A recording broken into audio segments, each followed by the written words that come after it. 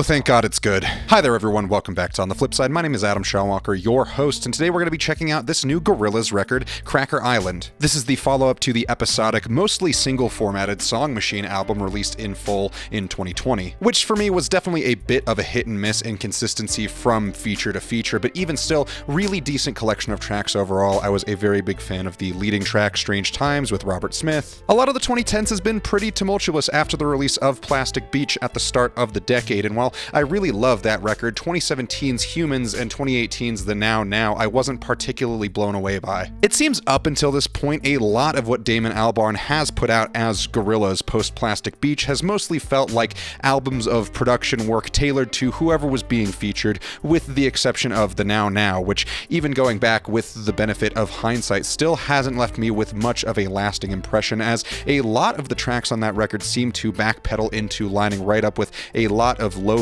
pop that was popular for those last couple of years of the 2010s. But now in comparison to those last few albums, Cracker Island truly feels like a return to form with a really excellent blend of the old and the new, with some solid features and a track listing that has a really distinct sound and a lot of fresh ideas. Pretty much right from the first moment of the title track featuring Thundercat, you get some really solid hooks. It doesn't just sound like a song that's been built around a feature, but instead a proper, fully realized track that does sound like it could fit in with any of the songs off of Plastic Beach or the earlier material, with some really fantastic bass work. Damon Albarn is very present with the vocals, which admittedly on this record are fairly tame, but still are quite good. Oil featuring Stevie Nicks ends up being another highlight for this album. Truthfully, I was expecting this track to either be fantastic or completely terrible, and it all was going to come down to how they utilize Stevie Nicks here as a feature, and you know what? They really nailed it. The whole track has a very shimmery, full sound to it, like some of the earlier lo-fi styled songs they've done in the past, but it's like they took that style and blended it with the vibe of that skateboarding video of the guy drinking cranberry juice and listening to Dreams by Fleetwood Mac, which I know is a bit dated at this point, but it's still a vibe. The Tired Influencer has some washed out reverb-heavy drum and bass leading the song. There's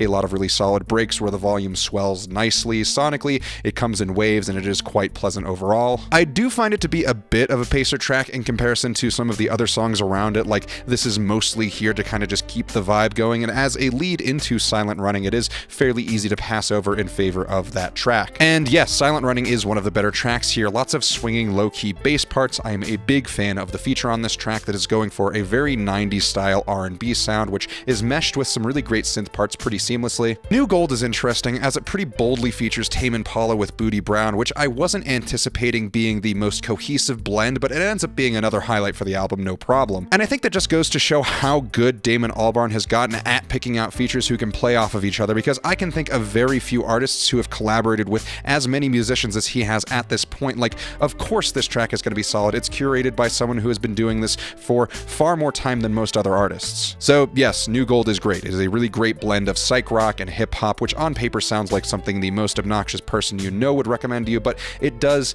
in fact slap super hard. The track just builds and layers so many really solid ideas onto each other in a way that you would think would make things a little too busy, but it ends up being a brilliant balancing act. Great track. Baby Queen is another slower pacer track, though in this case I think it's a much more solid piece, with the lyrics feeling very sentimental towards a person who isn't necessarily specified to be a friend or a lover, but instead it feels like lyrically it's set in an almost journalistic style of writing, talking about this person as if they're describing a series of events of meeting this person as a youth and then now meeting them again as a grown adult, and it does remain pretty vague until the end, but I think it is mostly better that way. Tarantula ends up feeling a little cheap as far as a funky electronic dance track goes. It is a decent song, but I just don't really get too much out of it personally. It is okay though. Tormenta I have similar feelings about, but seeing as they managed to feature Bad Bunny on this song and actually have found a way to make reggaeton as a style listenable, I have to give them some credit, because all things considered, this track does have that really annoying reggaeton beat of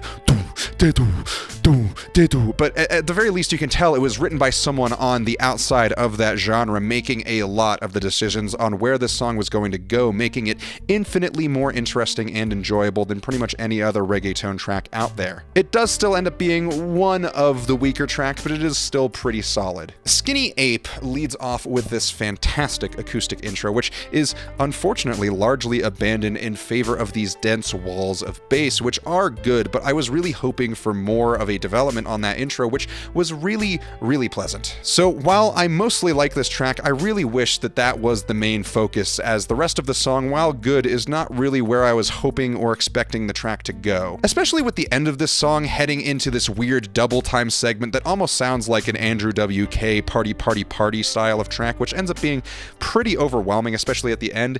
It just ends up being a little bit unfortunate. Possession Island as a final track featuring Beck does end up bringing back some of the acoustic ballad-heavy writing, which ends up scratching the itch the last song introduced, but lyrically I think the track does fumble a bit with some pretty heavy cliches of everyone being in this together and heading to the pearly gates. It is a decently moody track, but I just think a lot of this could have been wrapped up a little bit tighter, especially with how tight the first 2/3 of this album is. But even still, it's not like any of the songs on this record are awful, and even the low points are still pretty decent overall. And frankly, I'm kind of just glad that this album ends up feeling like a proper return to form instead of another fairly weak venture into producing tracks for whoever. So I think as a mid to late era album for these guys, it's still pretty good. I do wish some of these ideas were tweaked maybe a little bit, but overall I do think a good amount of these tracks are going to be in my rotation for a while. So with that being said, I think Cracker Island is a pretty solid 8.